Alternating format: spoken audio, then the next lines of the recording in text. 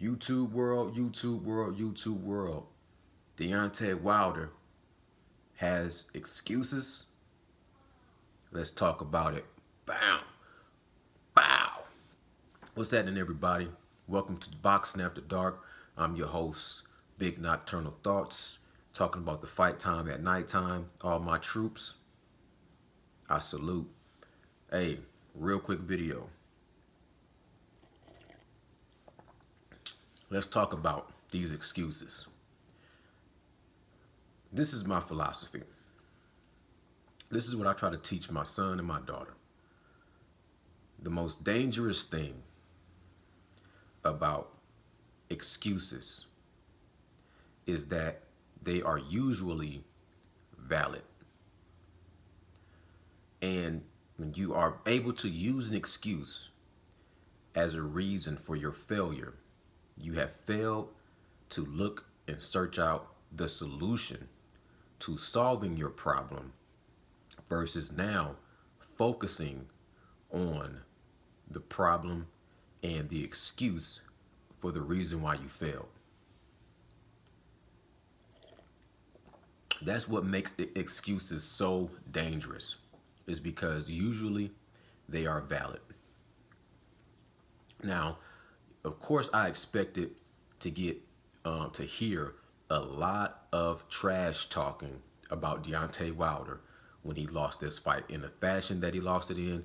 You gotta expect to hear everybody come and whatever's been built up about this man has to get tore down, right?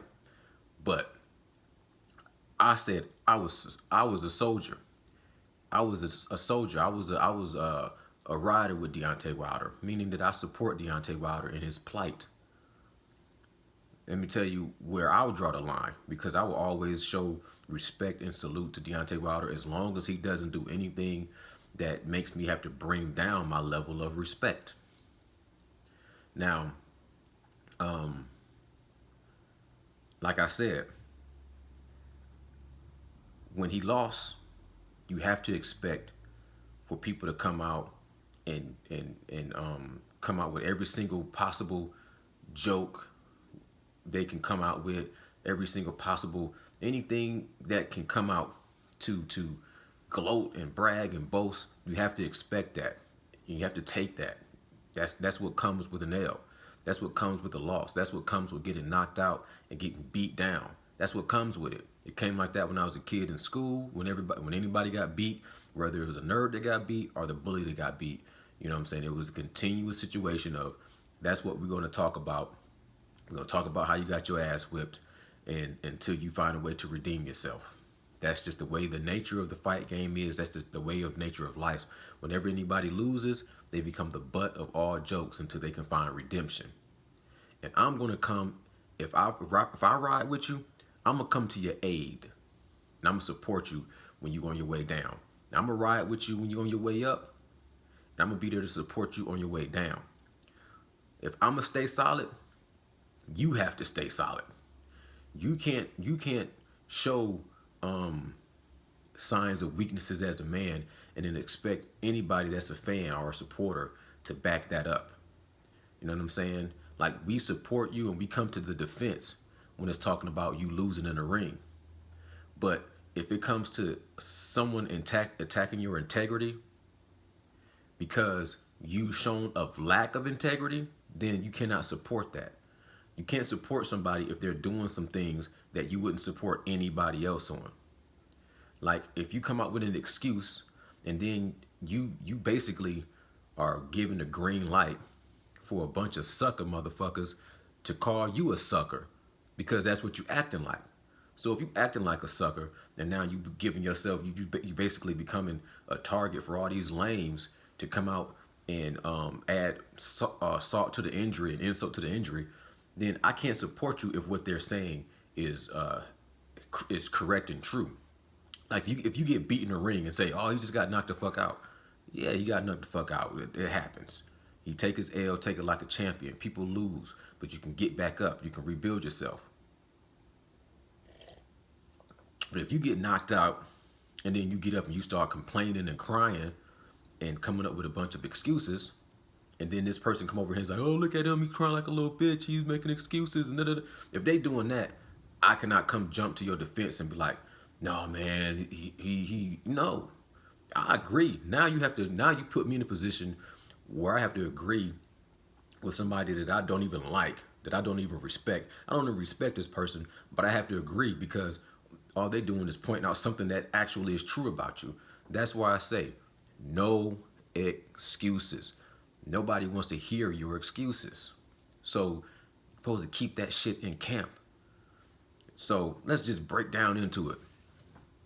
First, the suit and the mask being too heavy and all those things was being talked about, right? And you gotta admit, that's a weak excuse.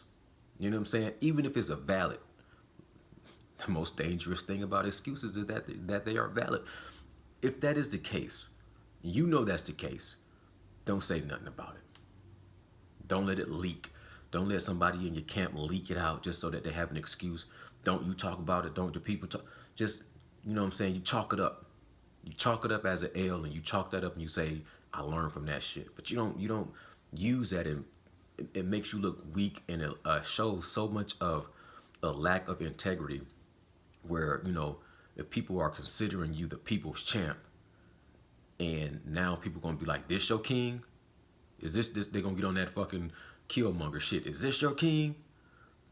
You know what I'm saying? And you can't come to the defense of somebody that's being defeated and not showing the integrity of a champion in the face of defeat.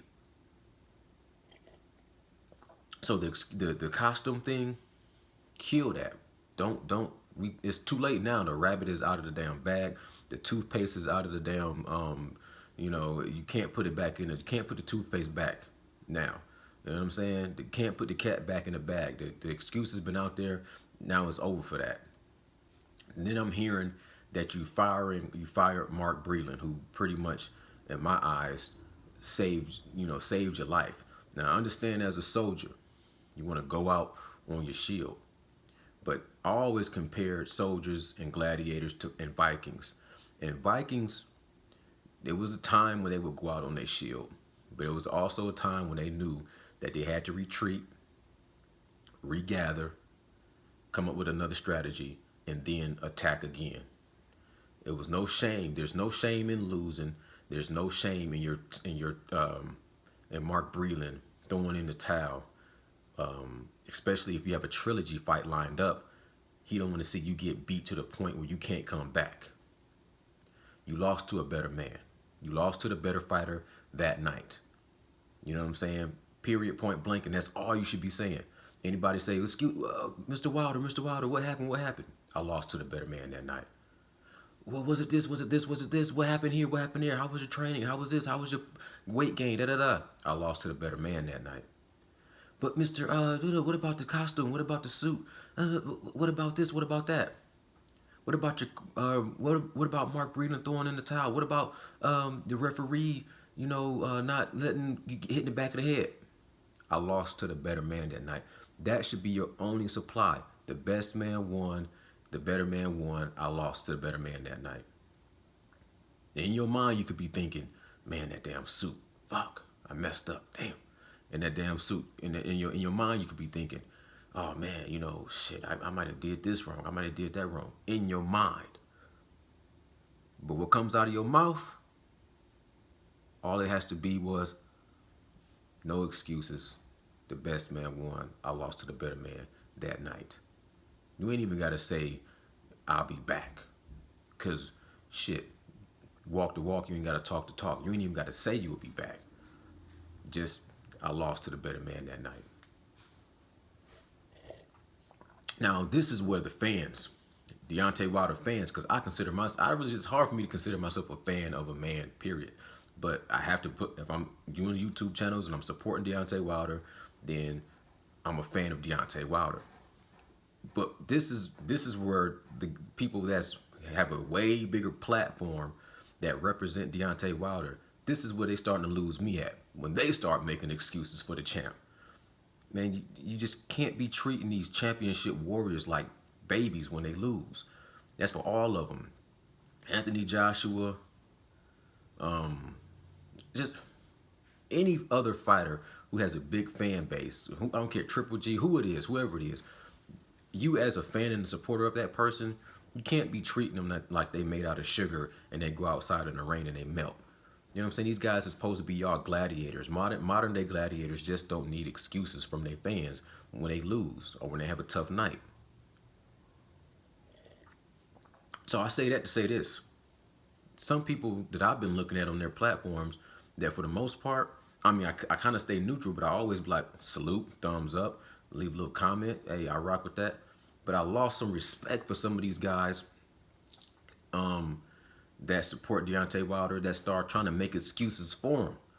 The glove, the glove, you know, showing the Tyson Fury glove and what's wrong with this glove. Can you figure it out? Miss me with that. You lose me with that, but miss me with that. No excuses. Zero excuses. I don't care if he had a brick in a damn brass knuckle wrapped with a damn cement fist in his glove. I don't care. Right now, not at this point. I don't care.